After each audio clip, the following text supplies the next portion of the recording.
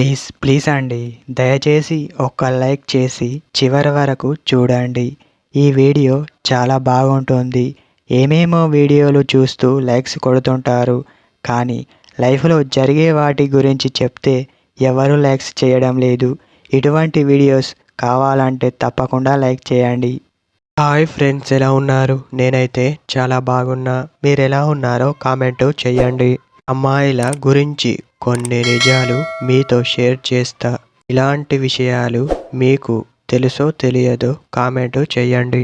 అమ్మాయి బయటకు వెళ్ళాలి, సంతోషంగా ఉండాలి అని అనుకుంటుంది. తను అలా అనుకోవడంలో ఎలాంటి పొరపాటు లేదు, కానీ ఇంట్లో తనకి ఫ్రీడమ్ అనేదే ఉండటం లేదు. వాళ్లకు అలాంటి ఫ్రీడమ్ లేకే వాళ్లకు ఇలాంటి ఆలోచనలు వస్తున్నాయి. అర్థం చేసుకోండి. పెళ్లికి ముందు జాగ్రత్తగా ఉండాలి అని తల్లిదండ్రులు ప్రోత్సహిస్తారు. తరువాత ఎలాంటి ఫ్రీడమ్ అయినా మీకు ఉంటుంది అని అంటారు. కానీ మళ్ళీ పెళ్లి తర్వాత గౌరవంగా ఉండాలి, బాధ్యతగా ఉండాలి. నీవు అమ్మాయివి అనే విషయాన్ని గుర్తుపెట్టుకో. పెళ్లి తర్వాత అన్నీ మీకు భర్తే అని మళ్ళీ అదే విషయం చెప్తారు. అసలు అమ్మాయికి ప్రశాంతత అనేది ఎక్కడ ఉంది? మీరే చెప్పండి.